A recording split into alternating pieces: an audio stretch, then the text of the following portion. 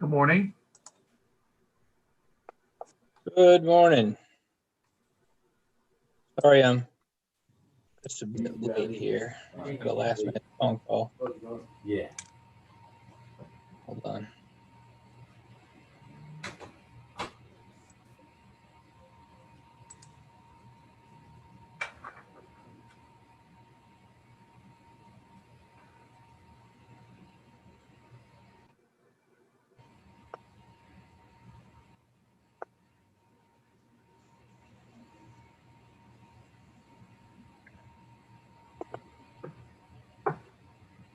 All right. Well, good morning, everyone. Good morning. Good morning. Good morning. All right. I got us a little bit of a late start here. Sorry, but we are live and recording, and it is that hour, and we're all here. Good. Good morning, Judge.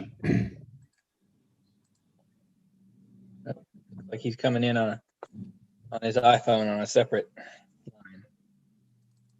There he is. There he is. Good morning, Judge. Good morning. I've got problems.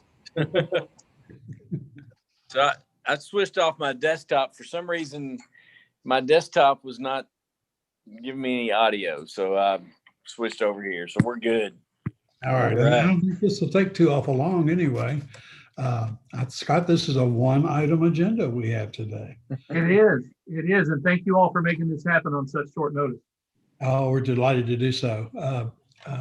If we could go ahead and call the meeting to order, and Jessica, if you could let our minutes reflect that we have one proxy, and we welcome Gina this morning. So the first item of business on our agenda is approval of the minutes from our 127 meeting. Is there a motion for, or if there are no questions about that, is there a motion for approval of those minutes? I'd like to make the motion to approve those minutes as presented. Thank you. Second that, please. Thank you, ma'am.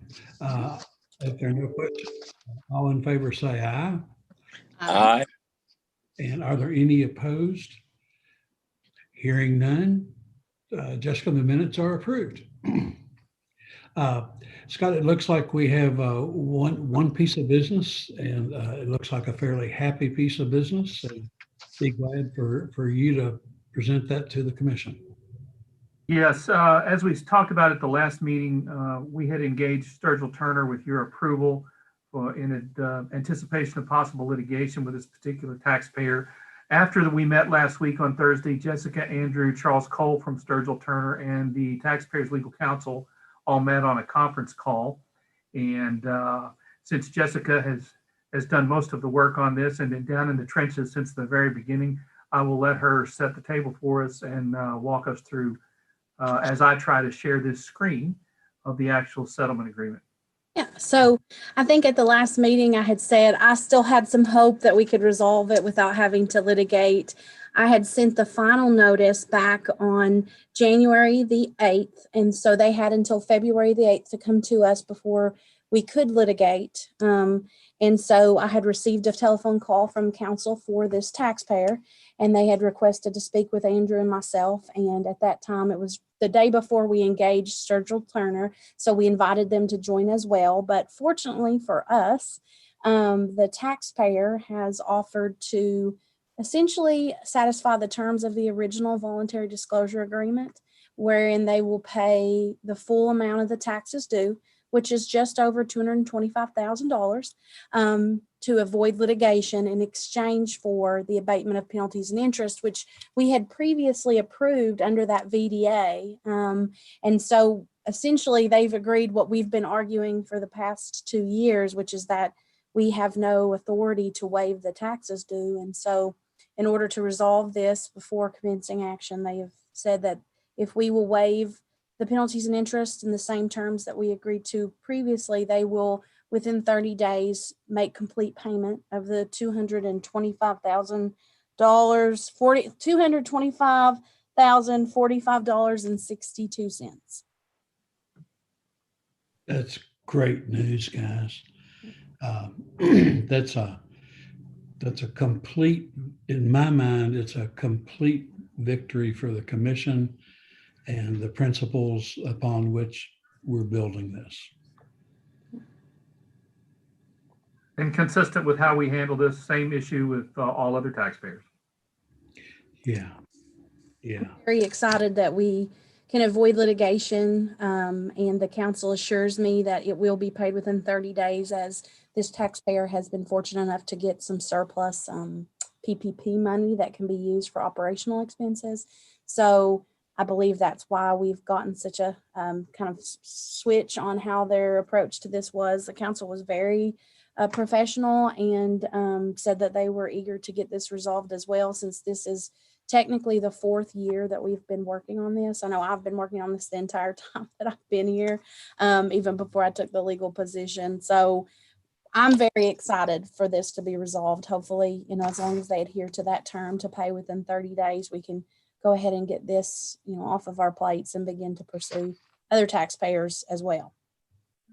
Good. So would a motion be in order to approve the settlement agreement that you brought? That's what we're seeking, yes.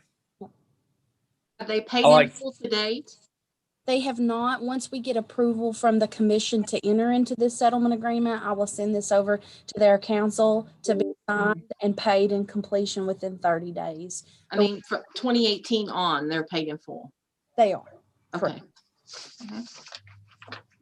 Good. I appreciate the effort. I'm like, I want to echo Mayor Prather's comments. I think it's a very positive action, and I'd like to make the motion to approve. I'll Thank you. second that motion. And Gino with the second. All in favor say aye. Aye. And are there any opposed? Then that is approved. Congratulations, Jessica. And frankly, I want to say to the commissioners as well, staff certainly, the commissioners had the resolve to really want to bring this through. Jessica, I have to specifically thank you for your help in getting at least this commissioner to see a broader picture about the way that I first wanted to approach this. And your counsel was very valuable in that regard. And this proves that that was the right way to go.